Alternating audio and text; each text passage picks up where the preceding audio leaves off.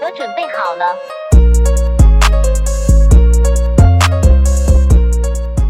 အားလုံးပဲမင်္ဂလာပါခင်ဗျာ Daily Dose ကွန်ပျူတာမှာကြိုဆိုပါရစေကျွန်တော်အမဲနိုင်ပါဒီနေ့ကျွန်တော်သင်ကြားပေးခြင်းတဲ့သင်ခန်းစာလေးက Microsoft Word မှာဘယ်လိုအဖဲပို့နေတဲ့စာရွက်တွေကိုဘယ်လိုကိုအယိုးရှင်းဆုံးဘယ်လိုမျိုးဖြတ်လို့ရမလဲဆိုတာလေးကိုကျွန်တော်သင်ကြားပေးမှာဖြစ်ပါတယ် Microsoft Word ကိုအသုံးပြုပြီးတော့ကျွန်တော်တို့စာတီစာရိုက်တွေလုပ်တဲ့အခါမှာစာတွေရိုက်တယ်ကျွန်တော်တို့ဒီလိုမျိုးဇာတ်တွေဆွဲတဲ့အခါမျိုးမှာဆိုရင်အောက်ဆုံးလေးမှာကျွန်တော်တို့ဒီစာရွက်အပိုလေးတွေကျွန်တော်တို့တောင်းမိသွားတာမျိုးတွေဖြစ်တတ်တယ်ပေါ့နော်အဲ့လိုမျိုးစာရွက်အပိုလေးတွေစာရွက်အလွတ်ကလေးတွေပါလာပြီဆိုရင်ကျွန်တော်တို့ကဒီခါလေးရတော့ကျွန်တော်တို့ဖြတ်ပြလို့ရတယ်ဒီခါလေးကျတော့ကျွန်တော်တို့အိတ်စာရွက်အပိုတွေကိုမလိုချင်တဲ့အခါမှာ print ထုတ်ရင်ကျွန်တော်တို့များနေမှာပေါ့နော်များနေတဲ့ဖြစ်တဲ့အတွက်ကျွန်တော်ဒီမလိုအဲ့လိုဖြတ်ပြချင်တဲ့အခါမှာဖြတ်လိုက်ပြင်မဲ့လည်းဖြတ်လို့အဆင်မပြေတာမျိုးတွေကြုံမှုကြမယ်လို့ထင်ပါတယ်ဒါကြောင့်မလို့ကျွန်တော်တို့အဲ့လိုမျိုးစာရွက်တကယ်လို့အပိုတွေပါလာတဲ့အခါမှာမလိုအဲ့လိုဖြတ်ပြချင်တယ်ဆိုရင်ကျွန်တော်တို့အလွယ်ကူအယိုးရှင်းဆုံးဘယ်လိုမျိုးဖြတ်ပြလို့ရမလဲဆိုတာလေးကိုကျွန်တော်နီးလန်းလေး၄ခုနဲ့ပြောပြပေးမှာဖြစ်ပါတယ်ဒီနီးလန်းလေး၄ခုကအခြေခံလေးလာနေတဲ့သူတွေအတွက်လည်းပဲလိုက်ပြီးတော့လှုပ်လို့လွယ်အောင်လို့ကျွန်တော်တစ်စက်ချင်းစီလေးတည်တည်ချာချာလေးပြောပြပေးမှာဖြစ်ပါတယ်ဒီသင်ခန်းစာလေးကကျွန်တော်ရဲ့ Computer Basics Online Class ကသင်ခန်းစာလေးတစ်ခုလည်းပဲဖြစ်ပါတယ် Computer Basics Online Class လေးကိုပုံမှန်သင်တန်းကြီး3000ကျပ်ကိုကျွန်တော်ကယခုအထူးသင်တန်းကြီးအနေနဲ့1000ခွဲနဲ့ကျွန်တော်လက်ခံပေးနေတာဖြစ်ပါတယ်သင်တန်းကြောင်းအသေးစိတ်ကိုအခုသင်ခန်းစာလေးရဲ့ထိပ်မှာပါတဲ့ဖုန်းနံပါတ်လေးကိုလည်းကျွန်တော်ဆက်သွယ်လို့ရပါတယ်ဟုတ်ပြီအရင်ဆုံးကျွန်တော်တို့ပထမဆုံးနည်းလမ်းလေးတစ်ခုကိုသွားမယ်ပေါ့နော်ဒီမှာတော့ကျွန်တော်ကစာရွက်လေး9ရွက်မှာကျွန်တော်စာလေးတွေရိုက်ထားလိုက်ပါတယ်ကိုမှဒီ Microsoft Word file ထဲမှာစာရွက်စုစုပေါင်းဘယ်နှရွက်ရှိလဲဆိုတာကိုသိချင်တယ်ဆိုရင်တော့ကျွန်တော် Microsoft Word ရဲ့ပေါ့နော်ဘယ်ဘက်အောက်ခြေထောင်လေးမှာကြည့်လို့ရပါတယ်ဒီမဲ့ပေါ့နော် page 1 of 5ဆိုပြီးတော့ပေါ်နေတာလေးကိုမြင်ရမယ်ပေါ့နော်မြင်ရမလားမသိဘူးเนาะဒီအောက်ခြေလေးမှာပါ page 1 of 5ဆိုပြီးပေါ်နေမယ်ရှေ့ဆုံးက page 1ဆိုတာကဘာပြောရလဲဆိုတော့ကျွန်တော်တို့1ဆိုတာကစာမျက်နှာ1ပေါ့နော်လက်ရှိရောက်နေတာလက်ရှိကာစာလေးချထားလိုက်တာကကျွန်တော်စာမျက်နှာ1မှာပါလို့ပြောတာပါပြီးတော့ဒီနောက်က5ဆိုတာလေးကတော့ကျွန်တော်စုစုပေါင်းစာရွက်အရေးအတွက်ကိုပြောတာပေါ့နော်စာရွက်အလုံးပေါင်းစုစုပေါင်း9ရွက်ရှိတယ်ကျွန်တော်လက်ရှိရောက်နေတာကစာမျက်နှာ1ပါအဲ့လိုပြောတာပေါ့နော်ဟုတ်ပြီဒါမှမဟုတ်ကိုကနောက်ထပ်တနည်းနဲ့ကြည့်ချင်တယ်ဆိုရင်နောက်ထပ်နည်းလမ်းတစ်ခုကကြတော့ကျွန်တော်ဒီမှာ Find tab လေးကိုနှိပ်လိုက်ပါပြီးရင် print လေးကိုတစ်ချက်နှိပ်လိုက်ပါဒါဆိုရင်လည်းပဲဒီအောက်လေးမှာကျွန်တော်တို့ဒီမှာ1 of 5ဆိုတာလေးကိုမြင်ရမှာဖြစ်ပါတယ်5ဆိုတော့ကျွန်တော်တို့စာရွက်စုစုပေါင်း9ရွက်ရှိပါတယ်ဟုတ်ပြီဒီမှာဆိုရင်ကျွန်တော်တို့က Microsoft Word မှာစာရွက်တစ်ရွက်ထဲကိုပဲအကြီးမြင်နေရတယ်ပေါ့နော်တကယ်လို့ကိုကစာရွက်ကို2ရွက်3ရွက်လောက်ကိုတနေရာထဲမှာအဲ့လိုမျိုးလေးမြင်ချင်တယ်ဆိုရင်တော့ကျွန်တော်ဒီမှာ View tab လေးကိုသွားပါပြီးရင် Zoom ဆိုတဲ့ group လေးတွေကနေမှ Multiple Pages လေးကိုတစ်ချက်နှိပ်လိုက်ပါဒါဆိုရင်ကျွန်တော်ဒီမှာအခုလိုမျိုးလေးစာရွက်2ရွက်3ရွက်ကိုကျွန်တော်တစ်ပြိုင်နက်တည်းနဲ့မြင်ရမယ်ပေါ့နော်ဒါပေမဲ့လည်းကျွန်တော်တို့ဒီမှာလည်းစာရွက်လေးတွေကိုကြည့်နိုင်ပါတယ်အားလုံးပေါင်းစုစုပေါင်း9ရွက်ရှိပါတယ်အပေါ်မှာ3ရွက်အောက်မှာ2ရွက်ပေါ့နော်ဟုတ်ပြီအဲ့ဒီမှာဆိုရင်ကျွန်တော်ကပထမစာရွက်မှာစာတွေ data တွေရိုက်ထားပါတယ်ဒုတိယစာရွက်မှာလည်းပဲ data လေးတွေရှိပါတယ်တတိယစာရွက်မှာလည်းပဲ data လေးတွေရှိတယ်ပေါ့နော်ဒီမှာဒုတိယစာရွက်ကကျတော့ကျွန်တော်တို့ blank ဖြစ်နေတယ်အလွတ်ကြီးပေါ့နော်အဲ့ blank ဖြစ်နေတဲ့စာရွက်ကိုကျွန်တော်ဖြတ်ချင်ပါတယ်အဲ့လိုပါပဲကျွန်တော်ဒီမှာလည်းနောက်ဆုံးစာရွက်လေးမှာကျတော့ဇာတ်လေးဆွဲထားတယ်ဒီစာရွက်လေးမှာကျတော့ကျွန်တော်တို့ဗလာကြီးဖြစ်နေတယ်ပေါ့နော်အဲ့ဗလာစာရွက်တွေကိုကျွန်တော်မလိုချင်ပါဘူးဖြတ်ချင်ပါတယ်ဒါဆိုရင်ကျွန်တော်တို့ပထမဆုံးနံပါတ်1နီလန်းလေးနဲ့အရင်ဆုံးဖြတ်ကြည့်မယ်ပေါ့နော်ဟုတ်ပြီအရင်ဆုံးနီလန်းလေးကတော့ဗာလေးလဲဆိုတော့ကျွန်တော်ကဒီမှာဒုတိယစာရွက်ကိုဒီစာရွက်အလွတ်ကိုဖြတ်ချင်တယ်ဆိုရင်ကိုဖြတ်ချင်တဲ့စာရွက်ရဲ့ရှေ့ကစာရွက်ပေါ့နော်ရှေ့ကစာရွက်ထဲမှာရှိနေတဲ့ data တွေရဲ့နောက်ဆုံးပေါ့နော်စာတွေရဲ့ဒီရိုက်ထားတဲ့စာတွေရဲ့နောက်ဆုံးနေရာလေးမှာကာစာလေးချလိုက်ပါကျွန်တော်ကာစာလေးကိုမြင်ရလားမသိဘူးเนาะဒါပေမဲ့မမြင်ရအောင်ဆိုရင်ကျွန်တော် zoom လေးချက်ပြပေးမယ်ဒီမှာ zoom button လေးမှာကျွန်တော်လိုအပ်တဲ့လောက်လေး zoom ချက်လို့ရတယ်ပေါ့နော်ဒီမှာပါစာရိုက်ထားတဲ့ဟာလေးရဲ့ဒီနောက်ဆုံးလေးမှာကာစာလေးချလိုက်ပေါ့နော်ဟုတ်ပြီကျွန်တော်ဒီမှာ multiple pages ပဲပြန်သွားလိုက်မယ်ဟုတ်ပြီအဲ့လိုမျိုးလေးကျွန်တော်ကာစာလေးချထားလိုက်ပါကာစာလေးချပြီးသွားပြီဆိုရင်ကျွန်တော် keyboard ကနေပြီးတော့ delete ဆိုတဲ့ခလုတ်လေးရှိတယ်ပေါ့နော်အဲ့ delete လေးကိုကျွန်တော်တို့ကတစ်ချက်နှိပ်ပေးပါဒီလိုတစ်ချက်တည်းနှိပ်လို့မပြတ်ဘူးဆိုရင်တော့2ချက်3ချက်လောက်နှိပ်ပေးပါဒီခါလေးရောက်ရင်တော့ကျွန်တော်ဒီ2ချက်3ချက်လောက်နှိပ်ပေးမှပြတ်သွားတာမျိုးလည်းရှိပါတယ်ဟုတ်ပြီနော်ကျွန်တော်ကတော့ဒီမှာတစ်ချက်နှိပ်ကြည့်လိုက်မယ်မပြတ်သေးပါဘူးနောက်တစ်ချက်ထပ်ပြီးတော့နှိပ်ကြည့်လိုက်ပါမယ်โอเคပြတ်သွားပါပြီဒါဆိုရင်တော့ကျွန်တော်တို့ဒီမှာအလဲကောင်မှာရှိနေတဲ့ဆွမ်းနာကစာရွက်အလွတ်ကြီးကမရှိတော့ပါဘူးပြတ်သွားပါပြီဒါကတော့ကျွန်တော်နီးလန်းနံပါတ်1ဖြစ်ပါတယ်ဟုတ်ပြီအဲ့လိုပဲကျွန်တော်ဒီမှာလဲစာရွက်အလွတ်ကြီးရှိတယ်ဒီစာရွက်ကြီးကိုကျွန်တော်ဖြတ်ချင်တယ်ဆိုရင်ကျွန်တော်တို့တွေအခုနကလိုပဲဖြတ်ချင်တဲ့စာရွက်ရဲ့ရှေ့မှာရှိနေတဲ့စာရွက်ပေါ့နော်အဲ့ဒီစာရွက်ထဲရဲ့နောက်ဆုံးစာတွေရိုက်ထားတဲ့မြနောက်ဆုံးနေရာလေးမှာကာစာလေးချပါပြီးရင် delete ကိုနှိပ်ပါ အဲ့ဒီနီလန်လေးနဲ့မဖြတ်ချင်မဲ့တဲ့နောက်ထပ်နီလန်တစ်ခုနဲ့ဖြတ်ချင်တယ်ဆိုရင်တော့ကျွန်တော်ဖြတ်ပြချင်တဲ့စာရွက်ထဲမှာပဲကာစာလေးတစ်ချက်ချလိုက်ပါကာစာလေးတစ်ချက်ထောက်လိုက်ပေါ့နော်ပြီးရင်ကျွန်တော် keyboard ကနေပြီးတော့ back space ရှိပါတယ်အဲ့ဒီ back space ခလုတ်လေးကိုတစ်ချက်နှိပ်လိုက်ပါတစ်ချက်တည်းနှိပ်လို့မပြတ်ဘူးဆိုရင်တော့နှစ်ချက်သုံးချက်လောက်နှိပ်ပေးလိုက်ပါကျွန်တော်တစ်ချက်နှိပ်လိုက်ပါတယ်โอเคမပြတ်သေးပါဘူးကျွန်တော်နောက်တစ်ချက်ထပ်နှိပ်လိုက်ပါမယ်โอเคဒါဆိုရင်တော့ပြတ်သွားပါပြီဒါဆိုရင်တော့အခုမြင်ရတဲ့အတိုင်းပဲစာရွက်လေးကအလုံးပေါင်း3ရွက်ပဲရှိပါတော့တယ်စာရွက်အလွတ်လေး2ရွက်ကိုကျွန်တော်ကပထမဆုံးနီလန်တစ်ခုနဲ့အရင်ဆုံးဖြတ်လိုက်တာဖြစ်ပါတယ်ဒီအောက်ခြေလေးမှာလည်းမြင်ရမယ်ပေါ့နော် page 2 of 3ဆိုပြီးဖြစ်သွားပါပြီစာရွက်စွမ်းက5ရွက်ရှိတာကနေအခု3ပေါ့နော်3ရွက်ပဲကျန်ပါတော့တယ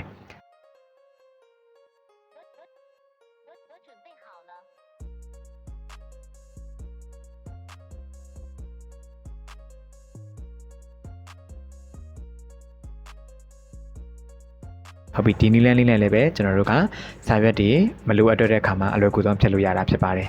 ဒါလေးရသွားပြီဆိုရင်တော့ဒုတိယနီလန်းလေးကိုသွားပါမယ်အဲ့ဒီအတွက်ကျွန်တော်အရင်ဆုံးစာရွက်အလွတ်လေးတွေပြန်ခေါ်လိုက်မယ်ပေါ့နော်စာရွက်အလွတ်လေးယူခြင်းနဲ့ဆိုရင်ဒီမှာ insert tab ကိုသွားပါဒီမှာ blank page ဆိုတာလေးရှိပါတယ်ဒါလေးကိုတစ်ချက်နှိပ်လိုက်ပါโอเคဒီမှာပေါ့နော်စာရွက်အလွတ်လေးပါဟုတ်ပြီဒီတစ်ခါကျွန်တော်ဒီစာရွက်အလွတ်လေးကိုဒုတိယနီလန်းလေးနဲ့ဖြတ်ပါမယ်ဒုတိယနီလန်းလေးကလည်းပဲလွယ်ကူပါတယ်ကျွန်တော်တို့အရင်ဆုံးဘယ်ကိုသွားရမလဲဆိုတော့ဒီ view tab လေးကိုသွားပါ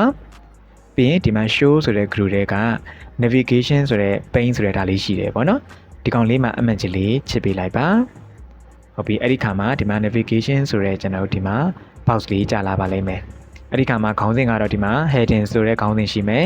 pages ရှိမယ် results ရှိမယ်ပေါ့နော်အဲ့ဒီကနေကိုကဒီမှာ pages ကိုတစ်ချက်နှိပ်ပေးလိုက်ပါ pages ကိုနှိပ်လိုက်မယ်ဆိုကျွန်တော်ဒီမှာ site ရွက်လေးတွေအားလုံးကိုဒီဘက်မှာတိတိလေးနဲ့မြင်ရမယ်ပေါ့အဲ့ဒီကနေမှကိုဖြတ်ချင်တဲ့ site ရွက်လေးပေါ်မှာကလစ်တစ်ချက်နှိပ်ပေးပါကျွန်တော်ကဒီ site ရွက်အလွတ်ကိုဖြတ်မှဖြစ်တဲ့အတွက်ဒီ site ရွက်အလွတ်လေးပေါ်မှာကလစ်တစ်ချက်ထောက်လိုက်ပါတယ်ပြီးတော့ရင်ကျွန်တော်တို့ keyboard ကနေပြီးတော့ delete ကိုနှိပ်ပေးပေါ့နော် delete ကိုနှိပ်လိုက်လို့မပြတ်ဘူးဆိုရင်တော့ကျွန်တော် delete နှိပ်လို့မရပါဘူး backspace ကိုနှိပ်ပေးရမှာဖြစ်ပါတယ်ကျွန်တော်ရဲ့ set မှာကတော့ delete နှိပ်လို့မရဘူးပေါ့နော် backspace နှိပ်မှပြတ်တာဖြစ်ပါတယ်ဒါကြောင့်မလို့ကျွန်တော်အရင်ဆုံးကိုဖြတ်ချင်တဲ့ server လေးပေါ်မှာ click တစ်ချက်ထောက်ထားပါပြီးတော့ရင် backspace လေးတစ်ချက်နှိပ်လိုက်ပါတစ်ချက်နှိပ်လို့မပြတ်ဘူးဆိုရင်နောက်တစ်ချက်နှိပ်ပေးပေါ့နော်နောက်တစ်ချက်နှိပ်လိုက်ပါမယ်โอเคဒါဆိုရင်တော့ကျွန်တော်တို့ဒီစာရွက်အလွတ်ကလေးပြတ်သွားပါပြီဒီမှာလည်း3ရွက်ပဲရှိတော့တယ်ပေါ့နော်ဒီဘက်မှာလည်းမြင်ရပါမယ်စာရွက်အလွတ်ကလေးကပြတ်သွားပါပြီမရှိတော့ပါဘူးစာရွက်3ရွက်ပဲရှိတော့တယ်ပေါ့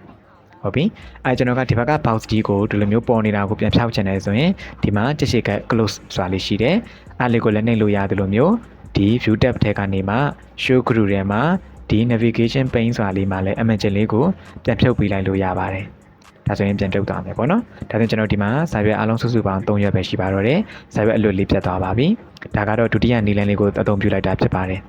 ်ပြီးတော့ရင်ကျွန်တော်တို့တတိယမြောက်နီလန်းလေးကိုသွားမှာဖြစ်ပါတယ်ဒီတနီမြောက်နီလန်းလေးကိုသွားမှုအတွက်ကျွန်တော်ဒီမှာစာရွက်အလွတ်လေးနောက်တစ်ရွက်ထပ်ယူလိုက်မယ်နော် insert tab ကနေကျွန်တော်ဒီမှာ blank page လေးကိုတစ်ချက်နှိပ်လိုက်ပါတယ်ဟုတ်ပြီအဲ့လိုပဲကျွန်တော်ဒီမှာဒီစာရွက်အလွတ်ကိုကျွန်တော်ဖြတ်ပစ်ချင်ပါတယ်ဖြတ်ပစ်ချင်တယ်ဆိုရင်တော့ဒုတိယနီလန်းလေး sorry တတိယနီလန်းလေးကတော့ကျွန်တော် home tab လေးကိုသွားပါပြီးရင်ကျွန်တော် paragraph ဆိုတဲ့ group လေးရှိပါတယ်အဲ့ paragraph group မှာဒီဘက်ထိပ်လေးမှာဒီလိုသင်္ကေတလေးရှိပါတယ်ဒါက show and hide ဆိုတဲ့အဓိပ္ပာယ်လေးပါဒီသင်္ကေတလေးကိုတစ်ချက်နှိပ်လိုက်ပါနှိပ်လိုက်တဲ့အခါမှာဆိုရင်ကျွန်တော်တို့ဒီမှာအဲ့ဒီသင်္ကေတလေးတွေစာရွက်လေးမှာလာပေါ်လိမ့်မယ်ပေါ့နော်ကျွန်တော် zoom လေးချက်ပြပေးမယ်ဒီမဲ့ပေါ့နော်โอเคဒီမဲ့မြင်ရမယ်ဒီမဲ့မြင်ရမယ်နော်အဲ့လိုသင်္ကေတလေးတွေဒီမှာလာပြီးပေါ်ပါလိမ့်မယ်ပြီးတော့ဒီမှာ page break ဆိုပြီးတော့စာလေးလည်းပေါ်နေလိမ့်မယ်ပေါ့နော်အဲ့ဒီခါမှာကိုဖြတ်ချင်တဲ့စာရွက်ကိုသွားပါကျွန်တော်ဒီမှာ view ထဲကနေမှ multiple pages ကိုပြန်သွားလိုက်မယ်ဟုတ်ပြီကွာဒီမှာဖြတ်ပစ်ချင်တာကဒီဒုတိယစာရွက်အလုပ်ကိုကျွန်တော်ဖြတ်ပစ်ချင်တာအဖြတ်ချင်တဲ့စာရွက်ထဲမှာရှိတယ်ပေါ့နော် page break ဆိုတဲ့စာလေးရှိပါတယ်အဲ့ဒီ page break ဆိုတဲ့စာတစ်ကြောင်းလုံးကိုကျွန်တော်တို့ click ဖြစ်ပြီးတော့ဆက်လက်ပေးလိုက်ပါကလေးလေးဖြည့်ပြီးဆက်လက်ပေးလိုက်ပါပြီးသားပြီဆိုရင်ကျွန်တော်တို့ keyboard ကနေပြီးတော့ delete ခလုတ်လေးကိုတစ်ချက်နှိပ်လိုက်ပါကျွန်တော်နှိပ်လိုက်ပါမယ်โอเคဒါဆိုရင်ကြည့်လိုက်ပါကျွန်တော်တို့အခုနကစာရွက်လေးမရှိတော့ပါဘူးပြတ်သွားပါပြီအဲ့ဒီဒီကတော့တတိယနီလန်းလေးဖြစ်ပါတယ်ဒီတတိယနီလန်းလေးကလည်းပဲလွယ်လွယ်ကူကူလေးနဲ့ကျွန်တော်တို့အလွယ်ကူဆုံးအမြန်ဆန်ဆုံးဖြတ်လို့ရတာဖြစ်ပါတယ်ဟုတ်ပြီပြီးရင်ကျွန်တော်ဒီမှာစာရွက်လေးတွေမှာအဲ့ဒီသင်္ကေတလေးတွေကမြင်နေရတယ်အဲ့သင်္ကေတတွေဒီ page break ဆိုတဲ့စာတွေကိုမမြင်ချင်တော့ဘူးဆိုရင်တော့ကျွန်တော်ဒီမှာ home tab ကိုသွားပါ paragraph group တွေကနေမှဒီသင်္ကေတလေးကိုနောက်တစ်ချက်ပြန်နှိပ်ပေးလိုက်ပါဒါဆိုရင်စာလေးတွေကမူလပုံစံတိုင်းပြန်ဖြစ်သွားပါလိမ့်မယ်အဲ့ဒီသင်္ကေတလေးတွေပျောက်သွားလိမ့်မယ်ပေါ့နော်ဒါကတော့တတိယနီလန်းလေးပါ တတိယနီလန်လေးကိုရသွားပြီဆိုရင်တော့နောက်ဆုံးစတုထမြောက်နီလန်လေးကိုပြပြပေးပါမယ်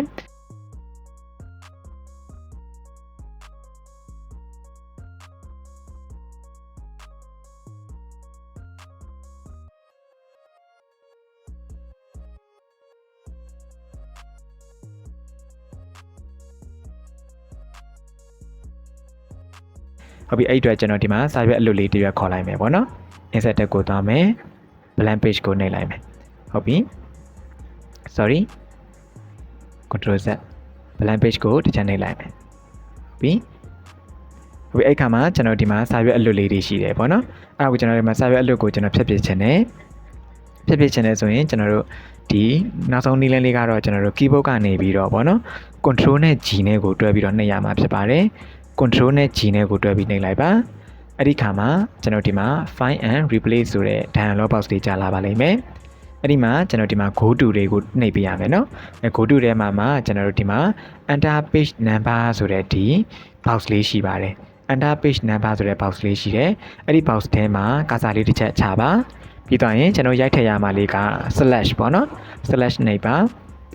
ပြီးတော့ကျွန်တော်မြင်းဆောင်လေးပြောတာနော်မြင်းဆောင်လေးနှိပ်ပါပြီးရင်ကျွန်တော်ဒီမှာ 𝐴𝐺𝐸 page ဆိုပြီးရိုက်ထည့်လိုက်ပါမြင်းဆောင်လေး page ဆိုပြီးရိုက်ထည့်ပါပြီးတော့ရင် keyboard ကနေပြီးတော့ enter တစ်ချက်နှိပ်ပေးပါဟုတ်ပြီ enter လေးတစ်ချက်နှိပ်ပါပြီးတော့ရင်ဒီမှာ close ဆိုတာလေးရှိတယ် close လေးကိုနှိပ်ပေးပါပြီးပြီဆိုရင်တော့ကျွန်တော်တို့ keyboard ကနေပြီးတော့ delete ကိုနှိပ်ပါ delete ကိုနှိပ်လို့မပြတ်ဘူးဆိုရင်တော့ backspace ကိုနှိပ်ပေးပါကျွန်တော်ကဒီမှာ backspace လေးကိုတစ်ချက်နှိပ်လိုက်ပါမယ်โอเคဒါဆိုရင်ကျွန်တော်တို့ဒီမှာခုနကစာရွက်အလွတ်ကျွန်တော်တို့2ရွက်ရှိတာ1ရွက်ပြတ်သွားပါပြီ1ရွက်ပဲကျန်ပါတော့တယ်ဟုတ်ပြီနော်ဒီကျန်တဲ့1ရွက်ကိုလည်းကျွန်တော်ဖြတ်ပြချင်တယ်ဆိုရင် control နဲ့ G နဲ့ကိုနှိပ်လိုက်ပါပြီးရင်ကျွန်တော်ဒီမှာ enter page number ဆိုတဲ့ဒီ box လေးထဲမှာကျွန်တော်ရိုက်ထည့်ရမှာလေးကမြင်းဆောင် PAGE page ဆိုပြီးရိုက်ထည့်လိုက်ပါပြီးရင် go to လေးကိုနှိပ်ပါဒါမှမဟုတ် enter ကိုနှိပ်လို့ရပါတယ်ဟုတ်ပြီပြီးပြီဆိုရင်တော့ close ဆိုတာလေးကိုနှိပ်လိုက်ပါပြီးရင်ကျွန်တော် delete ကိုနှိပ်ပါ delete နှိပ်လို့မပြတ်ဘူးဆိုရင်တော့ backspace ကိုနှိပ်ပါကျွန်တော်ရဲ့ server ကတော့ backspace ကိုနှိပ်ရတာဖြစ်ပါတယ် backspace လေးတစ်ချက်နှိပ်လိုက်ပါမယ်ဒါဆိုရင်လည်းပဲအဲ့ဒီစာရွက်အလွတ်ကလေးမရှိတော့ပါဘူးဒါကတော့ကျွန်တော်နောက်ဆုံးနည်းလမ်းလေးပဲဖြစ်ပါတယ်ဟုတ်ပြီဒီနည်းလမ်းလေး၄ခုစလုံးနဲ့ကျွန်တော်တို့စာရွက်တွေကိုမလိုချင်တော့တဲ့စာရွက်မလိုအပ်တော့တဲ့စာရွက်တွေပို့နေတဲ့စာရွက်တွေကိုအလွယ်ကူဆုံးဖြတ်ပစ်လို့ရတာဖြစ်ပါတယ်ဒီနည်းလမ်းလေး၄ခုကမိတ်ဆွေတို့အတွက်အကျိုးရှိမယ်လို့ညွှန်လဲပါတယ်ဒီသင်ခန်းစာလေးကမိတ်ဆွေတို့အတွက်အကျိုးရှိတယ်မိတ်ဆွေတို့အတွက်အသုံးဝင်တယ်ဆိုရင်သင်ခန်းစာလေးကို like လေးနှိပ်ခဲ့ပေးပါ comment လေးမှာလည်း yes လို့ရေးခဲ့ပေးပါတကယ်လို့ဒီသင်ခန်းစာလေးကမိတ်ဆွေတို့လေ့လာတဲ့အခါမှာအခက်အခဲလေးတွေရှိမယ်အဆင်မပြေတာလေးတွေရှိမယ်သိချင်တာလေးတွေရှိမယ်ဆိုရင်လည်း comment လေးမှာရေးခဲ့ပေးပါကျွန်တော်ပြန်ပြီးတော့ဖြေကြားပေးသွားပါမယ်ကျွန်တော်ရဲ့ဒီသင်ခန်းစာလေးက macro ကျွန်တော်ရဲ့ဒီonline basic class ပေါ့နော်ဒီကျွန်တော်တို့ဒီ computer basic class ကသင်ခန်းစာလေးတစ်ခုပဲဖြစ်ပါတယ် computer basic class ကိုကျွန်တော်တို့တက်ရောက်ချင်လို့ပေါ့နော်ကျွန်တော်အသေးစိတ်လေ့လာချင်တယ်ဆိုရင်ကျွန်တော်ဒီဖုန်းနံပါတ်ကိုလည်းဆက်သွယ်လို့ရသလိုမျိုး Facebook page မှာလည်းပဲကျွန်တော်တို့လာပြီးတော့တင်နန်းလာအပ်လို့ရပါတယ်ပြီးတော့တင်နန်းအကြောင်းအရာအသေးစိတ်ကိုလည်းပဲဒီဗီဒီယိုလေးရဲ့ description နဲ့ comment လေးမှာကျွန်တော်ရေးပေးထားပါတယ်ဟုတ်ပြီကျွန်တော်တို့ဒီသင်ခန်းစာလေးကမိတ်ဆွေတို့အတွက်ကြိုးရှိမယ်လို့မျှော်လင့်ပါတယ်ကျွန်တော်ဒီတငယ်ချင်းတွေညီကောင်မောင်နှမတွေသိအောင်လဲဒီပညာလေးကိုပြန်ပြီးတော့မျှဝေပေးပါကျွန်တော်အားဆိုရင်နောက်သင်ခန်းစာတွေမှာပြန်တွေ့ပါမယ်နောက်ထပ်သင်ကြားပေးသေးခြင်းတဲ့အကြောင်းအရာလေးတွေရှိမယ်ဆိုရင် comment လေးမှာရေးခဲ့ပေးပါနောက်သင်ခန်းစာတွေမှာကျွန်တော်ပြန်တွေ့ပါမယ်အားလုံးတရားပျော်ရွှင်တဲ့နေ့ရက်လေးကိုအမြဲတမ်းထားပါတော့ပြန်ဆိုင်နိုင်ကြပါစေအားလုံးကိုကျေးဇူးတင်ပါတယ်ခင်ဗျာ